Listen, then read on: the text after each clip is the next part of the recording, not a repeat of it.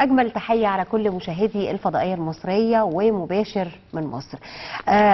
بقدم لكم كل التحية، والنهاردة يمكن يوم الاثنين أسرة البرنامج بتقدم التحية لكل مشاهديها، بتقول لكم كل سنة وانتم طيبين، وده هيكون إن شاء الله آخر يوم لينا في هذا التوقيت، ومع برنامج تحديدا مباشر من مصر آخر اثنين في الشهر.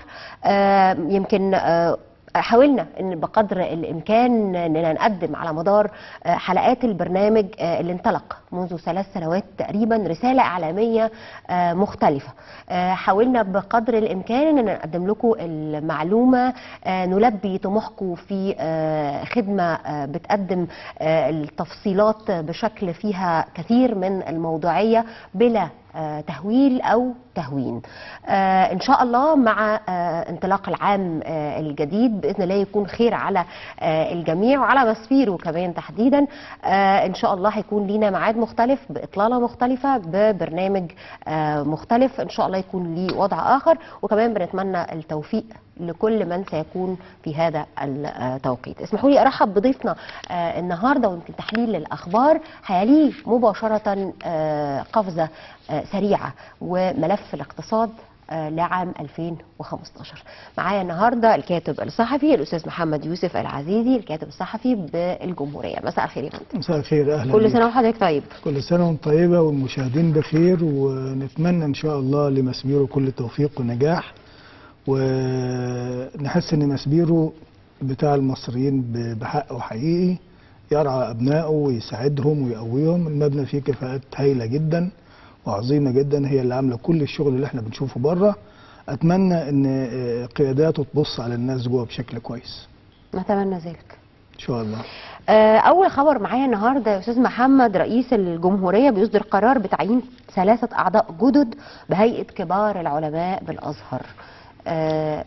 يعني ماذا يعني هذا القرار؟ خلينا نتكلم بصراحة، هو يعني بيصب في سكة التأكيد على دعوة تصحيح الخطاب الديني. حقيقة الدعوة اللي توجهت للأزهر ولشيخ الأزهر، تعرف رئيس الجمهورية لما بيخاطب شيخ الأزهر بيقول له فضيلة الإمام بشكل طيب ومحترم. الحقيقة آخر حتى اجتماع معاهم كان برضو ما زال الرئيس مش مبسوط أو مش راضي عن عملية الدعوة اللي أطلقها بتاعة تصحيح الخطاب الديني. يمكن تعيين 3 في هيئة كبار العلماء ده بيدي دفعة وبيجدد الدماء وبيخلي فيه صوت، يعني أعتقد أنه هيبقى متاح لصياغة رؤية جديدة لتجديد الخطاب الديني وثورة على الفكر الديني اللي احنا عندنا حاجات يعني كتيرة جدا محتاجة تتغير. بالظبط، 3 علماء بيحملوا رسالة ما؟ بالتأكيد هيعملوا حالة من حالات التغيير، وإلا يعني ما هو لما يصدر قرار من رئيس الجمهورية في هذا التوقيت وبالتحديد بعد فترة من آخر اجتماع، أعتقد إن هي ديت الرسالة الأساسية، ينشطوا شوية ويحركوا المياه الراكدة. تعرف برضو احنا في كلام كتير عن الازهر وعن مشيخة الازهر وعن هيئة كبار العلماء، بيتأخروا كتير قوي في مسائل الردود ومسائل الردود على الكلام اللي بيطلع، وبعدين بتطلع اشياء كثيرة جدا. مش بيتأخروا بس، هم بعض الاحيان يعني بيصدوا الباب تماما عن الرد. بيتأخروا وبيبقى عندهم حتى استحياء انه يدخلوا في مناقشة، فبيهربوا منها لقوالب معروفة على طول. يعني يبقى عندي في حد فجر قضية ما واحنا مطلوب كلنا نفكر، بصرف النظر اللي بيفكر ده بيقول ايه او رأيه بيقول ايه. انا عشان اطلع ارد على هذا الرأي لازم ارد في صلب الموضوع وفي الموضوع نفسه، انما اقول ان كلام فلان ده غلط، فلان ده بيدعو الى كذا من غير ما اناقش القضية اللي طرحها، انا بسيب المشاهد وبسيب الناس في حالة بلبلة وفي حالة لخبطة شديدة جدا. فده الدور الاساسي. انا محتاج لما تطلع اي قضية ايا كانت حد يطلع يتكلم فيها معنية بالشؤون الدينية او بالفكر الديني، يطلع حد من الازهر يرد عليه، يعني الحجة بالحجة والرأي بالرأي والكتاب بالكتاب والفكرة بالفكرة، مش ان انا اروح زانق اللي قدامي. في مواربة بعض الشيء. اكيد طبعا اكيد. وهم يعني انت عارفه في برضه في الازهر يعني شويه حاجات كده قديمه ما بيقدروش يخرجوا منها. لما بقدر اقول مثلا لما اتكلم عن اي حديث مثلا في صحيح البخاري زي ما القضايا المرفوعه والكلام ده كله، فبدل ما يطلع يقول لا ده الحديث ده كذا او احنا شايفينه كذا او الرد عليه كذا، يفند للناس بتحصل عمليه بقى يعني اتهامات ومصادره وما اسمعوش وكلامك غلط ومش صح، ويطلع حاله يعني انا في تقديري انها بتسيء اكتر ما بتنفع يعني. ويعني ما بتوصلش للنتيجه المطلوبه، يعني حاله من حالات السفسطه. النتيجه المطلوبه ان انا محتاج يعني انقي الفكر، ومحتاج اخلي الناس يبقى دينها صحيح ووسطي ومعتدل، مش محتاج احط ده في طرف والاخر في طرف اخر فنبقى على يعني نقيضين. ده هيخليني اتوقف استاذ محمد عند الفتاه المفروض انها يعني جاءت لازيديه لازيديه بالظبط. هي يعني طبعا احنا كلنا يعني متعاطفين معاها بشكل كبير، ولكن حملت رسائل اعتقد انها رسائل فيها الاسقاط على الدين الاسلامي، يعني قالته في كل الاماكن. يعني شوف، هو الدين الاسلامي دين يعني ما حدش يقدر يتكلم في الدين الغربي، احنا بنتكلم في قضيه تدين الناس، يعني مش الدين نفسه. ده حقيقي، هي المشكله في التدين ده كلامنا احنا يا استاذ محمد. احنا اللي عارفين ده، لان احنا عارفين ديننا وعارفين انه كل هذه الافعال ليس لها اي علاقه بالدين الاسلامي. انا بتكلم على الطرف الاخر اللي لا يعلم. احنا مش قادرين نوصل للرساله دي بقى، وبعدين الطرف الاخر لصق كل اللي بيحصل ده باسم الدين، لان داعش وغيرهم وكل المتطرفين، حتى الناس اللي عندنا اللي ما زالوا بيقولوا ما تسلموش على المسيحيين وما تهنوهمش، نفس الكلام القديم اللي عمال يتكرر، والناس مش عايزه ترتدع ولا تتكسف على دمها. يعني اللي بيقولوا الكلام ده مش عايزين يتكسفوا على دمهم. احنا بنتكلم في المنطق الانساني، وهي البنت لما بتتكلم كإنسانة، وبتتكلم من منطلق اللي شافته باللي شافته بالظبط. يعني فكل ده بقى بالزبط. للاسف برضو بيدي طابع وبيدي شكل مش مظبوط لمن لا يعتنق هذا الدين. ده صحيح، يعني احنا نعلمه تماما، لكن الاخر هو المشكله. الاخر ده ولذلك هي مشكله بقى لما اتكلم انا بقى تصحيح الخطاب الديني او تجديد الفكر الديني او الكلام ده، او حتى زي ما الناس قالوا ان الرئيس عايز يعمل ثوره على الدين، حتى الرساله فهموها غلط. في ناس في الغرب فهموها صح بالمناسبه، وعندنا ناس متخلفين هنا فهموها غلط للاسف الشديد يعني. طيب اروح لخبر تاني هو مرتبط ايضا بالازهر. انشاء صندوق منح يبدأ من 10 ملايين. السفير البريطاني الأزهر قبلة الإسلام في العالم، و3 منح لحملة الماجستير. دكتور عبد الدايم نصير مستشار شيخ الأزهر قال إنه تم تدشين برنامج المنح الإسلامية ودراسة الدكتوراه في الجامعات البريطانية، وإعلان لأول مرة تمويل 3 منح من حملة الماجستير في العلوم الإسلامية لاستكمال الدكتوراه في كبرى الجامعات البريطانية، لافتا إلى أنه سيتم زيادة هذه المنح التي ستصل إلى 50 منحة في المستقبل. كلام كويس، بس أنت عارفة شوف المفارقة؟ يعني ده اللي بتكلم فيه. احنا رايحين نعمل دكتوراه فين وبنعمل منحة فين؟ هي دي المفارقة، هو ده الكلام. أنا مفترض أنا الأزهر وأنا الجامعة الأساسية والجامعة الأم اللي واخدة سمعة عالمية واللي بتتكلم باسم هروح آخد الدكتوراه من الجامعة البريطانية.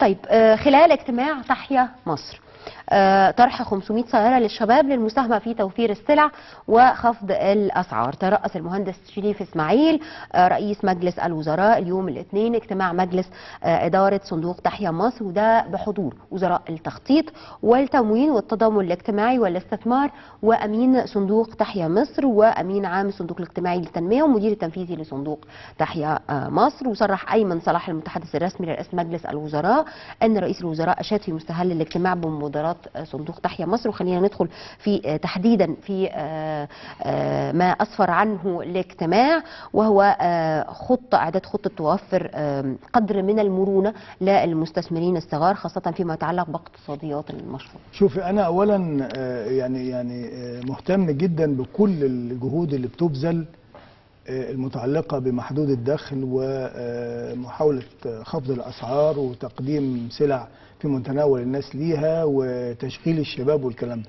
إنما أكثر ما أخشاه إن احنا نخش في روتين وبيروقراطية وتعقيدات تخلي الشباب اللي بياخد عربية ده بعد سنة ولا بعد ما اعرفش قد ايه يبقى مطارد ومطلوب ان هو يدخل السجن. مفيش تأمينات للموضوع؟ لا، انا عايز اعمل يعني انت عارف اجراءات استثنائية خلينا نقول تكسر البيروقراطية المفروض بقى كده. يعني انا مستهدف ايه من المشروع؟ ان انا اولا اشغل شباب، لان كل واحد هياخد سياره هي ممكن يشغل معاه 2 أو 3.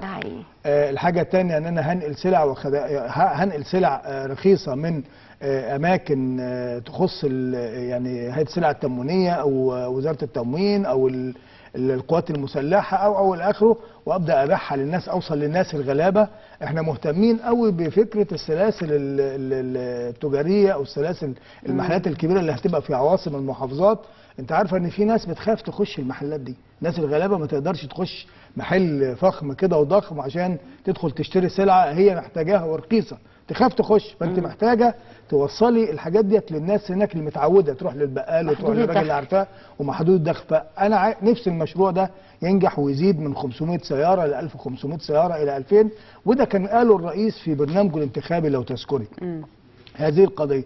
انما انا اللي يهمني ان انت عارفه كان صندوق الاجتماع فتره من الفترات ادى قروض للشباب وجابوا عربيات صغيره وبتاع، وبعدين في الاخر المساله تبخرت لان الشباب ما قدرش يسدد والروتين بهدله والدنيا باظت. احنا عايزين نعمل حاجه بقى تبقى فيها استدامه شويه، لان انت طالما بتشتغلي على هدف الغلابه ومحدود الدخل فلازم يبقى في استدامه، ما يبقاش مجرد حاجه بتحصل وخلاص. استاذ محمد، خليني اخد الوجهه الاخرى. صندوق تحيا مصر هو صندوق ليس حكومي بالزبط. فهل من المفترض انه يكون مدعوم بكثير من التسهيلات للاجراءات؟ ما هو شوف حضرتك، هو صندوق مش حكومي، انما عشان يتم اي تمويل لازم هيبقى من خلال جهه رسميه، بنك او مؤسسه رسميه، والاخر هيبقى عندها قوانين ولوائح عشان تحافظ على الفلوس اللي راحت. بس اللي انا عايزه، انا بقول ده دعم للشباب، ودعم للشباب اللي انا محتاج احط فايده عليه، ولا محتاج ساعه لما يتوقف اديله ظهري واسيبه يخبط دماغه في الحيط. انا محتاج ابقى في آلية متابعه واستدامه، للمتابعه واستدامه، ولو عنده مشكله احلها له فورا. هو القصد نبيل ان انا اعمل حاجتين في وقت واحد، ان انا اشغل الشباب العاطل ده شيء بشكل محترم، والحاجه الثانيه اوصل للناس الغلابه السلع والاشياء اللي مش قادره توصل لها. بالمتابعه زي ما حضرتك بالمتابعه والرقابه، ويبقى مساله بقى فيها مرونه، ما فيهاش العسكري يقف على الباب وقضيه في المحكمه، لا ده كلام يخوف. طيب، خبر تاني، رئيس الوزراء حصر مشروعات المياه والصرف الصحي الملحة قبل صيف 2016 في إطار متابعة عمل الوزارات في مختلف الملفات والبرامج والخطط التي تقوم الوزارات بالعمل على تنفيذها بما يخدم صالح المواطن المصري. النهارده التقى المهندس شريف إسماعيل رئيس مجلس الوزراء كل من وزراء الإسكان والآثار والنقل، والسفير حسام قويش المتحدث الرسمي باسم رئاسة مجلس الوزراء قال أن رئيس الوزراء اجتمع النهارده، تم عرض موقف قطاع السكك الحديدية وبرامج التطوير اللي بيتم تنفيذها في هذا القطاع، وأيضا خطة عمل متكاملة لوزارة النقل. شوفي، أنا أولا خلينا أحيي الوزير سعد الجيوشي وزير النقل، لأنه ناس بتشتغل بكفاءة عالية، بتنزل مواقع العمل، بتحول المقصرين للتحقيق، وعنده جرأة وعنده رؤية عايز يصلح. احنا نرفق السكه الحديد ده والنقل اتصرف عليه كتير قوي من زمان، كل شويه مليار و2 مليار والى اخره، انما احنا ما دورناش او ما بحثناش ايه اسباب الخساره وليه حجم الفساد والاهمال الموجود. عندنا يعني جزء كبير من العمل اليومي او الدولاب اليومي بتاع الحكومه في جزء كتير من الفساد، فلما يبقى فيه متابعه ورقابه على هذا النمط وعلى هذا الشكل. عندنا مشروعات خاصه بقى بالصرف الصحي والماء والكلام ده متوقفه من زمان. يعني تسمعي اراء الناس مثلا لو عملتي يعني اي لقاءات معاهم يقول لك احنا عندنا مشروع اتصرف عليه قد كده ومتوقف بقى له 2 وبقى له 3 وبقى له 5، رغم ان الكلام ده بيبقى مدرج في الميزانيات. رئيس الوزراء لما يعمل هذا الاجتماع ويبدا يبص على الاستثمارات الموجوده ديت المركونه مكتمله، اعتقد ان ده شيء ايجابي وشيء مهم، واتمنى ان عام 2016 يبقى عام الغلابه ومحدود الدخل والحاجات المتوقفه والمشروعات المتوقفه والاستثمارات اللي مليارات موجوده في الطرقات وفي الشوارع وفي الاماكن دي كلها ولسه ما اشتغلتش. تمام. طيب خليني اروح لخبر النهارده. اعلن وزير الاسكان والنقل عن تاسيس هيئه سلامه النقل اللي هتكون معنيه بسلامه الطرق، وسيكون داخلها جزء من او جزء معني بسلامه الكباري. ده جاء على هامش المؤتمر الدولي للقياسات ومراقبه وتقييم الكباري اللي عقد اليوم بالمركز القومي لبحوث البناء بالاشتراك مع جمعيه دوليه يهدف الى دراسه ضمان سلامه منشات البنيه التحتيه على مستوى الجمهوريه. معايا الان على الهاتف الاستاذ احمد ابراهيم المتحدث باسم وزاره النقل. مساء الخير يا استاذ احمد. مساء الخير يا استاذه ايمان، مساء الخير عليكي وعلى ضيفك الكريم الاستاذ محمد يوسف العزيز. كل سنه وحضرتك طيب. الله يخليك. استاذ احمد، خليني اخد تفصيلات اكبر عن الموضوع، خصوصا ان هناك شراكه ما بين وزاره النقل ووزاره الاسكان في مسؤوليه الاشراف الاداري على الكباري في جميع محافظات الجمهوريه. استاذه ايمان، كما تعلمين ويعلم الاستاذ محمد ويعلم مشاهديك الكرام ان وزاره النقل قطاعاتها كلها تتعامل مع الجمهور بشكل مباشر مع المواطنين، سواء من خلال السكه الحديد او الطرق والكباري او مترو الانفاق او المواني، واي خطا في هذه المنظومه معناه حياه الانسان على طول. ده حقيقي. ما فيش فيها هزار يعني. واحنا للاسف الشديد ما كانش عندنا منظومه للامن والسلامه في وزاره النقل. والامور كانت ماشيه وحوادث كتير، يعني احنا الفتره اللي فاتت دي كان في حوادث كتير. كما هو الحال في كل قطاعات الدوله اللي هي سياسه رد الفعل وليست الفعل. من وقت ان جاء الدكتور سعد الجيوشي وتولى المنصب وهو يعني حاطط في ذهنه ان هو ينشئ إدارة أو هيئة للسلامة الأمن والسلامة على غرار الهيئة الموجودة في الطيران المدني. هدف هذه الهيئة هو الوقاية ومن الكوارث قبل وقوع الحادث. قبل وقوعها لأن الوقاية ليست فقط أفضل من العلاج ولكن أيضا أرخص من العلاج. لأن العلاج خلاص يعني إذا لا قدر الله حصل حادث فخلاص روح الانسان راحت، خلاص ما عادش يعني ما فيش بعد كده حاجه. يعني مثلا على سبيل المثال مركب الوراق اللي كان غرق في عيد الفطر المبارك وكان في كارثه وفي يعني اكثر من 40 مواطن مصري يعني كانوا رايحين يحتفلوا بالعيد رجعوا في نعوش، فكانت كارثه. احنا بقى بنعمل ايه دلوقتي عشان نمنع وقوع مثل هذه الكوارث؟ ان احنا بنفتش بشكل دوري على المراكب، بنستبعد الغير صالح منها، بيبقى بالتعاون مع شرطه المسطحات المائيه. في مثلا في القطارات وفي السكه الحديد بنحاول ان احنا نطبق منظومه الامن والسلامه دي قبل ما قبل ما القطر بيطلع، بحيث ان يعني بنحاول على قد احنا طبعا ما وصلناش ولا لسه هنوصل لمرحله الكمال في الوقت القريب، ولكن بنحاول ان شاء الله وخدنا خطوات واسعه في ده. بالنسبه للطرق والكباري مثلا بنحاول ان احنا نعمل كل اللي علينا بحيث ان احنا ما نبقاش سبب من اسباب وقوع الكارثه او الحادث. يعني وان كانت الاحصائيات النهارده بتقول ان الخطا البشري بالنسبه لحوادث الطرق بيصل الى 80% والطريق بيتحمل 5%، ولكن ومع ذلك الدكتور سعد الجيوشي وزير النقل يقول ايه؟ انا ال 5% يعني لو مواطن واحد بس نقطه دم يعني منه عندي بالدنيا كلها، فانا اعمل كل اللي عليا وبعتبر نفسي مسؤول عن كل حوادث الطرق لغايه ما اعمل كل اللي عليا وامنع وقوع الحادث على قد ما اقدر. شكرا جزيلا استاذ احمد ابراهيم المتحدث باسم وزاره النقل. شكرا جزيلا. شوفي خلي بالك الوزير سعد الجيوشي كان رئيس الهيئه العامه للطرق والكباري وكان عنده خطه طموحه على فكره لاصلاح الكباري، ولان حوادث الكباري عندنا في مصر انت عارفه بقت اسطمبه. يعني كباري معينه كل شويه يحصل عليها حادث وكارثيه.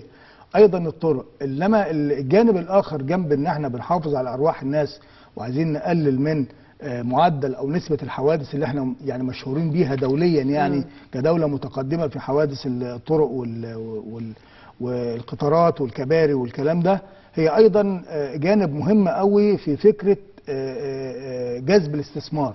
لما يبقى عندك بنية أساسية طرق سليمة وكباري سليمة ووسائل نقل سليمة، ده شيء ممر لأنه بيسهل حركة يعني الحركه بتاعه المستثمرين داخل هذا الوطن. فده شيء مهم ايضا، الجانب اللي ممكن الناس ما تبقاش شايفاه بشكل كويس. البنيه الاساسيه للطرق والكباري والمواصلات مهمه قوي في جذب الاستثمارات، لان الاستثمار ده معناه وقت، والوقت ده معناه فلوس. فالمستثمر بيحسبها من كل الجهات يعني.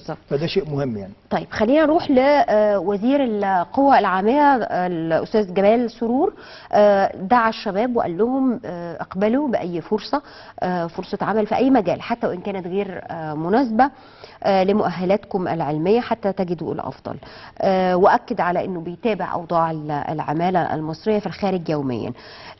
قال للشباب لو العمل مش مناسبك بعد فتره هتجد وظيفه تليق بيك، ولو المرتب قليل بكره سعرك يزيد. عقب انعقاد البرلمان ده برضو على لسانه سيكون أمامنا قانون التنظيمات العمالية، وعلى الجميع أن يكون جاهزا. هناك عناصر تندس بين العمال لها أجندات سياسية. فرص العمل اللي بتقدمها الوزارة حقيقية 100%. وتابع بنفسي أوضاع العمال في الخارج وليس لدينا عمالة في تركيا. ده كلام كان اتقال يعني حصل جدل بعد الإعلان اللي اتقال عن مطلوب فرص عمل في السودان مش عارف ب $700 ب $1000 حاجات زي كده، والناس بدأت تتكلم كتير. انما خلينا نتكلم، انا محتاج الاول الاعلام، ومحتاج الاول، ده دورنا ان احنا نغير ثقافة العمل. يعني زي ما احنا بنشوف بره، انا كنت اعرف مثلا ناس اصدقاء ليا مهندسين في شركات ودرجات عالية، كان بيجي لنا من بره ما يسمى بالخبراء. فسألت أحد الأصدقاء قلت له الخبير الياباني ده يعني تعليمه إيه، وصل لحد فين؟ قال لي معاه مؤهل يعادل دبلوم صنايع عندنا. واسمه الخبير الياباني وبياخد بالدولار، وباجي أنا كمهندس طلع عيني في كلية الهندسة وبشتغل وقديم ببقى ماشي ورا منه. هي الفكرة إن إحنا عندنا ثقافة، إن ثقافة العمل إذا ما كانش خريج جامعة يلاقي الوظيفة اللي هي يبقى مكتب وتريحه وتقعده والكلام ده، بقت مسألة صعبة جدا. ده جانب. الجانب الآخر العمالة الفنية بقى أو التعليم الفني. التعليم الفني محتاجين نظبطه شوية. احنا عملنا وزارة للتعليم الفني ولغيناها. بس ما عملتش حاجة. ما عملتش حاجة ولغيناها. انت عارفة ليه؟ لأن المسألة ما كانتش متاخدة جد. هي اتلغت ولا اتضمت يعني؟ لا، هي اتحطت بقى التعليم الفني وعمل لها نائب. بعد ما كانت وزارة دولة، وكان الراجل يعني كام شهر وكان عنده خطط. بس هي المسألة ان احنا احيانا بناخد الكلام كده بعاطفة شوية، عايزين نعمل وزارة لكذا. انما انا مثلا زي ما لو كلمتيني محتاجين وزارة، يعني محتاجين وزارة للنيل. يعني النيل ده بالتحديد ده محتاج وزارة لوحده، محتاج وزير للمياه، وزير للنيل. لا، وزير للنيل. لان المشاكل اللي جاية المتعلقة بالمياه ومتعلقة بنهر النيل هتبقى صعبة جدا. فانا القصد اقول ان انا عايز اغير ثقافة العمل الاول، واخلي الناس تقبل باي وظيفة ازاي، واخلي الناس تبقى فاهمة ان التعليم سواء تعليم متوسط او تعليم عالي، التعليم اساسا بينظم تفكير البني ادم. يعني الفرق بين المتعلم بتاع الجامعة، ما احنا كلنا اتعلمنا في الجامعات وخرجنا اشتغلنا بآليات ما اتعلمناهاش في الجامعة. المناهج اللي احنا درسناها في الجامعة ما نفعتش حاجة غير ان احنا خلتنا نبقى قادرين على فهم الاشياء. فالمتعلم اللي عنده شهادة ولقيت عنده وظيفة يقدر يشتغلها بعيدا عن تخصصه، يبقى بس عنده فكرة انه يقدر ينظم ويقدر يعني يتناول المشكلة ازاي ويفكر ازاي، تفكيره يختلف عن اللي ما نالش قسط من التعليم. دي المرحلة الاولى. بعد كده لما نوصل بقى لدرجات التخصص ونبقى عندنا يعني قاعدة كبيرة جدا من المخترعين والمبتكرين اللي بيهربوا بره، اللي بيقدموا حاجات كتير جدا ومحدش بيعبرهم ولا بيسأل عنهم ولا بيقول لهم تعالوا، ويروحوا الامارات ويروحوا هنا ويروحوا هنا. هو ده الكلام. المنظومة نفسها بتاعت التعليم محتاجة. احنا ما زلنا بنتكلم عن اصلاح تعليم بس ما عندناش رؤية للتعليم. بنتكلم عن تطوير تعليم وعمالين نتكلم تطوير المدرس وتطوير المدرسة لا، ما عندناش رؤية للتعليم. احنا محتاجين ايه من التعليم ده في مصر؟ محتاجين اللي بيتعلموا دول يتخرجوا يبقوا شكلهم ازاي؟ المنتج اللي يطلع ده يبقى ايه؟ ده الرؤيه اللي احنا مش قادرين نحط ايدينا عليها لحد دلوقتي، رغم انها موجوده في كل دول العالم، الناس كلها عملتها. استاذ محمد، موضوع الرؤيه دي تحديدا او الاهداف، الرؤيه مش الحلم يعني دي انا فاهم. دي مفتقده في يمكن 3/4 مؤسسات الدوله. طبعا. ما هو يعني كل ما تروح لمؤسسه معينه تلاقيها فاقده للرؤيه، فاقده للوضع حتى استراتيجيه لتحقيق الهدف. ده صحيح، لان احنا مشينا فترات طويله. طب ده العيب فينا على فكره. لا، مش العيب في لا العيب في قياداتنا. خلينا نتكلم بصراحه. يعني المساله انت بتبقى عندك قياده موجوده هي حدودها لحد كده، مش هتقدر تجيب حد مبتكر ولا يفهم ولا عشان ما يبقاش احسن منه ولا اعلى منه. لما تحب توقع نظام ولا توقع دوله حط رئيس كفاءته محدوده، يعني رئيس عمل كفاءته محدوده هيختار لك كل الكفاءات الادنى منه، انما مش هيختار كفاءه تقدر عاليه تقدر تبتكر وتعمل شغل والكلام ده، وفي الاخر بس هو مش واخد باله ان الاخر النجاح ده بينسب للجميع وهو على راس الجميع، انما المساله غير كده. اللي بيقعد على المؤسسه لو وصمت بالفشل كمان، رغم ان ممكن تكون يعني الادوات اللي جواها عنده يقولوا الناس ما بتشتغل، هيقولوا الناس ما بتشتغل، ده حقيقي واغلب المؤسسات بيتعرف فيها كده. بالظبط كده. طيب خلينا نروح لسد النهضه. الشروق بتنفرد بكواليس مفاوضات سد النهضه. اثيوبيا بتطلب متر مكعب ومصر ترفض بشده. الاتفاق المبدئي على اسناد مهمه الدراسات لمكتب فرنسي جديد بنسبه 30%، اضافه الى مكتب BRL الفرنسي بنسبه 70%. اذا هم هيبقوا اثنين دخلت اجتماعات وزراء الخارجيه والمياه حول سد النهضه الى مرحله حاسمه ومفصليه، حيث ينتظر كل طرف بحذر شديد ردود فعل الطرف الاخر، بينما اكد اغلب اعضاء الوفود عدم انتهاء المفاوضات دون التوصل لحلول وقرارات نهائيه.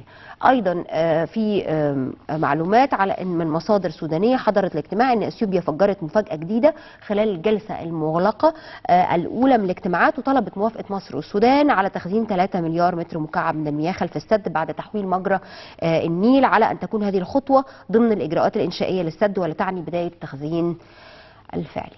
شوفي سد النهضه ده بقى عامل زي متاهه الفار كده، كل شويه بيطلع كلام ويتقال عكسه. الاجتماع الاخير اللي موجود ده اللي لسه ما صدرش هو اخر كلام رسمي قاله المستشار السفير احمد ابو زيد مستشار وزير الخارجيه، قال ان هم وصلوا لبعض الاتفاقات تصل الاتفاق الى نسبه 80%، لكن بشكل نهائي لا، يجوز في اخر المفاوضات 80% دول يبقوا ولا حاجه. في انسجام بين الوفود، قال لك في انسجام بين الوفود. طب ايه الخطوه اللي هتحصل؟ لسه هنشوف الخطوه اللي هتحصل ايه. برضو بنتكلم في اطار ان احنا الملف ده بالتحديد، انا واثق ان الملف ده بالتحديد هيتشاف بشكل مختلف، محتاج اداره مختلفه تحت رئاسه الرئيس عبد الفتاح السيسي بشكل مباشر، مش يدي تعليمات وخلاص. ده رقم واحد. رقم اتنين، هي اثيوبيا بتلعب نفس اللعبه اللي لعبتها ايران مع الامريكان في المماطله، بتكسب وقت.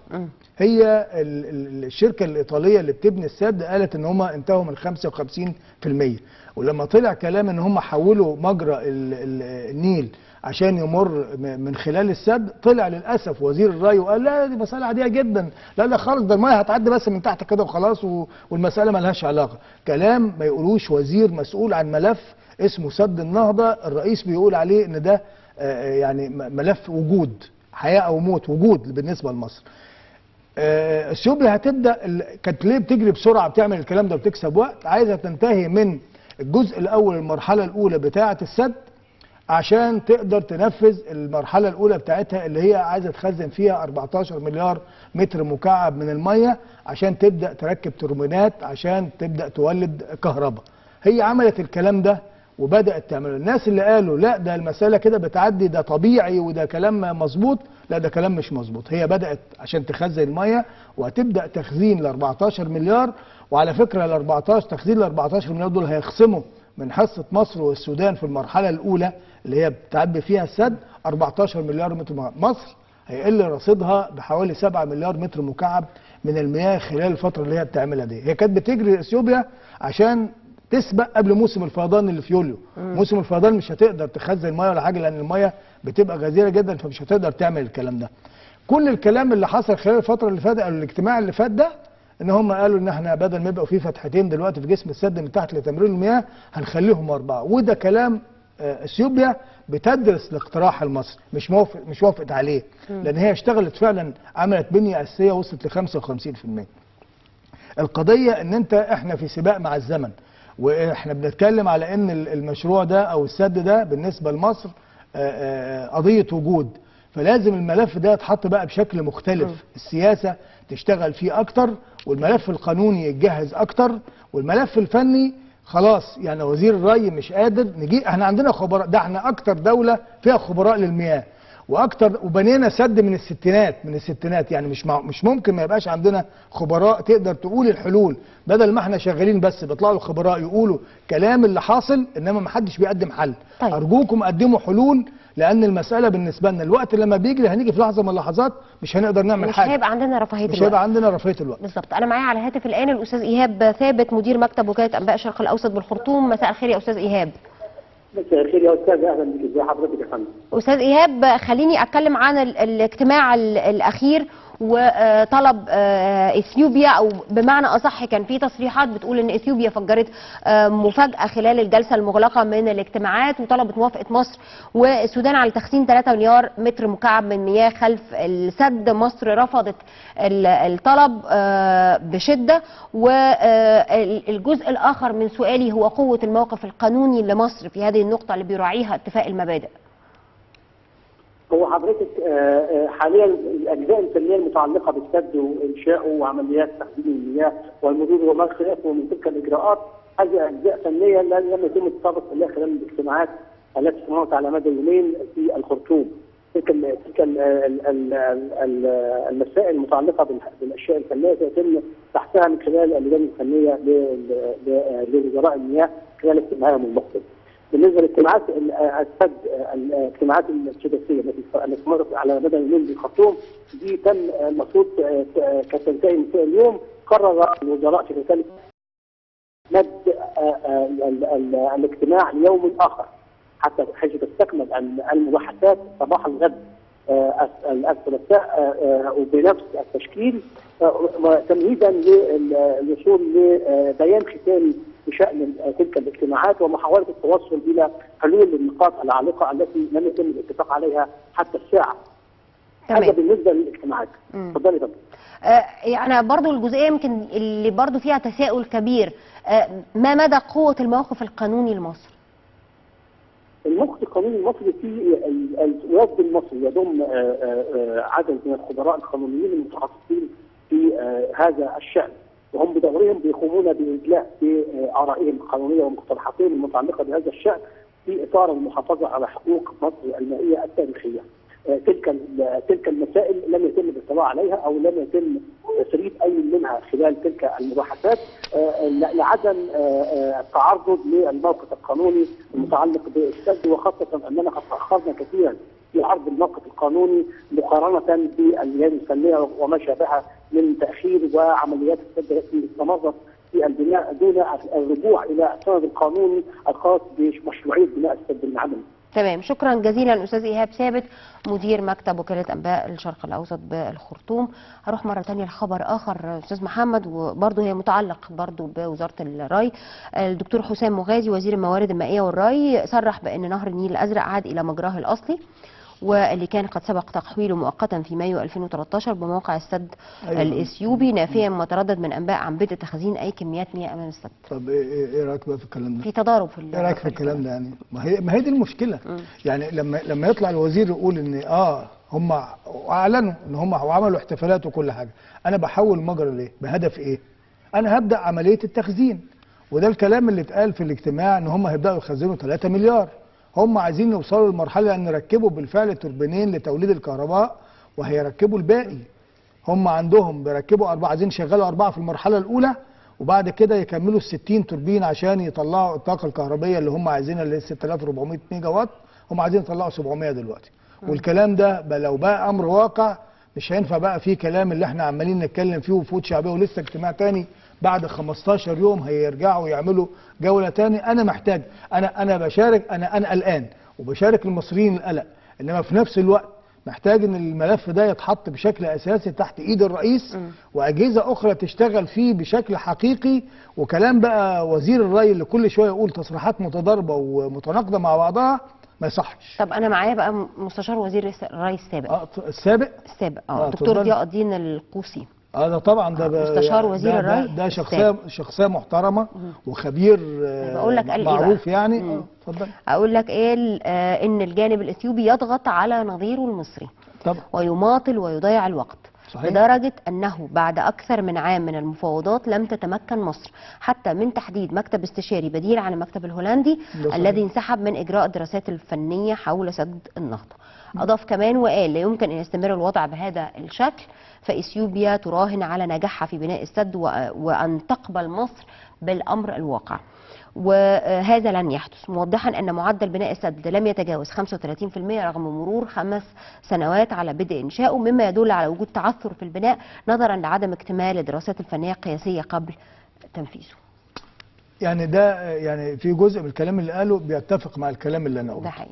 الكلام اللي قالت الشركه الايطاليه قالت ان معدلات البناء وصلت ل 55%، وال 55% دول بيسمحوا ب يعني انتهاء المرحله الاولى اللي هي اثيوبيا كانت بتكسب وقت عشان تخلصها عشان تبدا التخزين. لما يتقال بقى ان في اثيوبيا عرضت تخزين 3 مليار ومصر رفضت، لان طلب مصر الاساسي حاجتين، اللي هو التفاوض او المناقشه حوالين مده ملء الخزان، والحاجه الثانيه المشاركه في اداره السد، لان احنا عندنا خبره في اداره السدود. الاثنين دول اثيوبيا مش موافقه عليهم وبتتعنت وبتحاول تضيع الوقت. في ضغوط دوليه على ان بعض الدول المموله بدات تتوقف بعد ما حصلت الكلام عن شويه المظاهرات والقلق اللي اتوجد هناك، اللي هو يعتبر شأن اثيوبي داخلي. انما في المساله محتاجه سياسه غير فكره الوفود الشعبيه ورايحين جايين، وبعد 15 يوم دول بيحصل فيهم حاجات كتير جدا. طيب هناخد رأي تاني.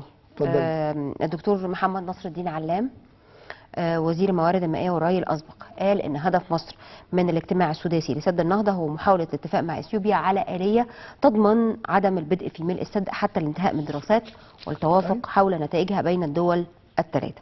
وأضاف كمان إن إعلان مبادئ سد النهضة اللي وقعوا الرؤساء في الخرطوم مارس الماضي بشأن سد الإثيوبي ينص في بنده الخامس على إجراء دراسات السد والاتفاق على نتائجها بين الدول الثلاثة في فترة لا تتجاوز 15 شهر، وينص أيضا على التزام إثيوبيا بقواعد التخزين الذي ستتفق عليها أيضا الثلاث دول على ضوء نتائج هذه الدراسات. ما هو ده الكلام القديم، بس هو ما حصلش. لا. ما حصلش. 15 شهر خلصوا وبنبدأ من الصفر تاني، وبنشوف مكتب فرنسي وبنقدم له الدراسات الفنية. لا احنا على فكرة اثيوبيا مش بتلعب لوحدها في الملف ده. لا، هقول لك على رأي حد طلع قال رأي عجيب جدا في التمويل مش اثيوبيا، تمويل دول كتير، التمويل قطري وصيني واسرائيل شغاله في واحد طلع قال رأي غريب جدا في المسألة ديت. قال عشان احنا يعني نقدر نضغط في الملف ده احنا نعمل اتفاق مع اسرائيل نديها ميه من ميه النيل في مقابل انها تضغط على اثيوبيا لان هي تقدر تعطل كده. على اساس ان احنا ما عندناش ادواتنا للضغط. لا مش على كده، لا مش على كده، على اساس ان احنا شوف هي القصه ايه؟ القصه في الاخر ان مصر بتتحاصر، وفي كل هذه الضغوط انت محتاجه ترجعي لاشياء كتيره جدا انت رافضاها وعندك منها موقف مبدئي، ان احنا ندي ميه من مياه النيل لاسرائيل. فاسرائيل بتعمل الكلام ده، فمش اثيوبيا لوحدها. اثيوبيا رغم انها بتحقق معدلات، ده راي يعني في يشوبه كثير من خبراء. لا راي متقال وفي ناس بتردده وقال لك ده راي عبقري كمان، ان احنا نقدر نلتف على اثيوبيا ونسحب الضغط، نخلي اسرائيل تضغط عليها وان احنا نعمل اتفاق ونديها بس مية. ده برضه بيرجع علينا باننا لا نملك الادوات للضغط سوى الالتفاف حول القرار. احنا نملك ادوات ضغط كتير نملكها طبعا، تقولها لنا القياده السياسيه، ونملك محتاجين شويه شفافيه، لان ما يصحش حد يطلع كل شويه يقول كلام وما عندوش رؤيه للخطوه اللي جايه ايه. المساله ديت مش متعلقه بقرار رئيس فقط ولا قرار وزير فقط، دي متعلقه بالشعب المصري كله وبحرب المياه القادمه في المنطقه. احنا محتاجين نأمن نفسنا، مش محتاجين ان احنا نسيب المساله تمشي كده بالبركه. طيب اقول لك بقى على وزير المياه الاثيوبي. قولي. يا وزير المياه الاثيوبي، يجب الا نختزل علاقتنا مع مصر في المياه فقط. طبعا يعني طبعا مش ممكن، احنا حبايب وقرايب كنا تبع بعض. مش مشكله يعني وبعدين الناس طلع طول نعطشكم مفيش مشكله. الارض اللي اتبنى عليها السد دي في الاصل ارض مصريه، هندخل بقى في اطار الهرتله. احنا محتاجين قدام امر واقع دلوقتي عايزين نلحقه، لان لما بيخلص اصل انت لو اتبنى السد وخلص الكلام ده كله مش هتقدري تعملي فيه حاجه. بالظبط. لا وبعدين انا بتكلم دلوقتي على ردود الجانب الاثيوبي، يعني في نوع من انواع استخفاف. فكره انه مش لازم نختزل علاقتنا بمصر بموضوع المياه على اعتبار ان المياه ده شيء ثانوي يعني. ايوه. وزير المياه الاثيوبي متوابا سادا قال ان وتيره الاجتماع السداسي الحالي جيده، وأنه يأمل التوافق على النقاط العالقة بين بلاده ومصر فيما يتعلق بمشروع السد، وأن يكون محورا للتعاون وليس للخلافات، بأن يمتد لكافة الاستثمارات الأخرى. انا شايف ان مش شايف استهانة يعني مفيش ولا نقطة تم الاتفاق عليها من الطلبات المصرية، واثيوبيا بتعمل كل اللي هي عايزاه. لا للأسف يعني. طيب أنا معايا حاليا السفير جمال بيومي رئيس اتحاد المستثمرين العرب. مساء الخير سيادة السفير. يا هلا. اهلا بحضرتك، كل سنه وانت طيب. الاول طيبه. يمكن احنا بنتكلم على الاستثمار والفقره القادمه، يمكن ده هيكون برضو اضافه يعني من حضرتك في فكره الحصاد الاقتصادي لمصر في 2015. هل هي يعني خليني اقول بنيه تحتيه تم وضعها بشكل او باخر من الممكن ان تنطلق بنا في 2016 لواقع افضل؟ اتعشم ذلك طبعا ان شاء الله. انا من المتفائلين. ايوه اكتر واحد السفير دايما تصدر لنا هذا التفاؤل، واكتر واحد بيتكلم عن المستقبل بشكل حقيقي يعني الحقيقه. يعني عاوز اقول ان الوضع العام في الاقتصاد المصري، اساسيات الثروه المصريه والناتج المصري كويس. انت في اكبر شمال افريقيا، ثاني اكبر اقتصاد او ثالث اكبر اقتصاد في العالم العربي. يتميز هذا الاقتصاد انه متنوع، ما بيعتمدش على ريع البترول ولا ايرادات ريعيه. نحن شعب متنوع الانتاج، صناعه، زراعه، سويس، سياحه، تحويلات مصريين من الخارج. رقم ما حدش بيقوله ابدا بنصدق، ووصلنا ل 31 مليار صادرات في سنه 2012 من 8 يمكن في بطلع الالفيه. على اي حال اذا الاقتصاد، امال ايه المشكله؟ ازمه سيوله يعني تظهر في الشيء نتيجه ان السياحه فقدت يمكن 60% من ايراداتها. التصادرات رجعت شويه من 31 ليمكن اقل من 26، وبالتالي التحويلات برضه الاستثمارات تراجعت جدا. يعني انا افتكر في وقت الوزير فايز الاستثمار اصبح بالسالب، اللي ندخل الكلام ده في 2013 مثلا. طيب سيادة السفير 2015 او قمه هذا التراجع، وهنبتدي ان شاء الله محلك سر ومنطقه ايه ان شاء الله. طب سياده السفير خليك معايا بس عشان انا معايا مجموعه من الاخبار. خليني ابداها بالميزانيه السعوديه اللي سجلت عجز، واستاذ محمد يحضرنا كمان في الجزئيه دي، عجز قياسي ب 98 مليار دولار في 2015. كمان الحكومه السعوديه بتراقب على المشروبات الخفيفه والتبغ وتعديل دعم المياه والكهرباء والبترول. ازمه بتواجهها السعوديه وهي الدوله الاكبر في منطقه الخليج. هل ده ممكن ياثر على استثمارات الخليج بشكل عام داخل مصر؟ الوضع يعني تقييمك له بشكل اعم. نعم. خليني اقول كلام عكس اللي ممكن حد غيري يقوله. هتقول لنا كلام اكيد فيه كل التفاؤل طبعا. لا هو بس لو نظر بشكل مباشر على طول، هو في دوله في العالم بتمول الميزانيه بالفائض، بتطلع فائض. الدول بتمول بالعكس، واكبر دوله عندها عجز الولايات المتحده.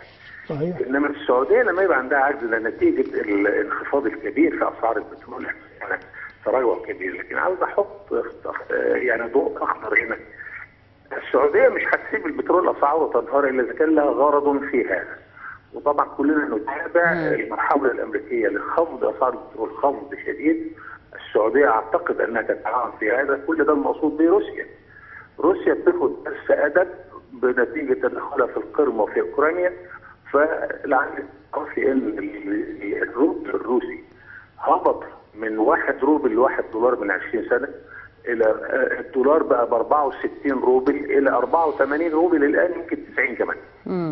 فالدرس اللي اتخذ روسيا عشان تفهم انها جزء من الاقتصاد العالمي، والسعوديه اعتقد انها مؤيده لها. نيجي للعجز الموازنه السعوديه.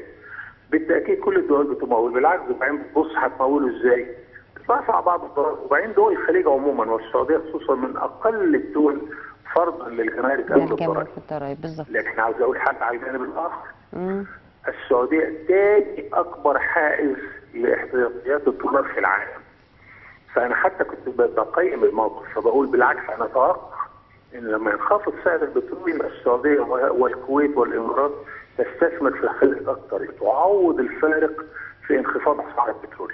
انا بتابع الكويت بالذات سنه 60 لما ابتدت تستقل وابتدت تشوف ان البترول مش هيعيش لها، بالتالي تستثمر في الخارج والداخل بحيث ان عائدات هذه الاستثمارات بالذات في الخارج تكاد تتفوق على ايراد البترول. تمام. من هنا لما ينخفض سعر البترول العقل يقول استثمر في الخارج اكثر. خصوصا وان ما شاء الله هو ثاني اكبر احتياطي في العالم بعد الصين، فمش ما اتصورش الاقتصاد السعودي يعاني، وانما هو بيمول لاول مره موازنه بالعكس نتيجه انخفاض اسعار البترول. تمام، انا بشكر حضرتك جدا، شكرا جزيلا سياده السفير جمال بيومي رئيس اتحاد المستثمرين العرب. نص دقيقه يا استاذ محمد علشان هو بالنسبه للخبر ده طبعا زي ما قال سياده السفير، هو المملكه العربيه السعوديه عندها احتياط استراتيجي من العمله الصعبه مهول جدا. يعني هي المساله مش فكره الفرق بين العجز بتاع الموازنه اللي 336 مليار ريال ده، هي القصه ان هي الناس استخدمت الكلام ده بقى للكلام او للكلام عن مصر. خلاص الدنيا هتقف بقى ودول مش هيقدروا يقولوا، بالعكس زي ما بتقال لما يبقى فيه حتى مشكله داخل الدوله في الاستثمارات بتاعتها بتجيب نتيجه براها بشكل احسن واكتر. وده اللي قاله السفير جمال. فهي المساله مش مقلقه، انما لسه مزوده حجم استثماراتها في مصر الى 30 مليار ريال. ده كلام اصل عجز الموازنه مش طالع دلوقتي، لا من السنه اللي فاتت وفي كلام على ان هيبقى في عجز الموازنه نتيجه انخفاض اسعار البترول. شكرا جزيلا يعني. شكرا جزيلا يا استاذ محمد. كتر خيرك، كل سنه طيب. كل سنه وحضرتك طيب. شكرا جزيلا استاذ محمد يوسف العزيزي الكاتب الصحفي بالجمهوريه. وفاصل قصير مشاهدينا، هنرجع لكم مع الحصاد الاقتصادي ل 2015. خليكم معنا بعد الفاصل.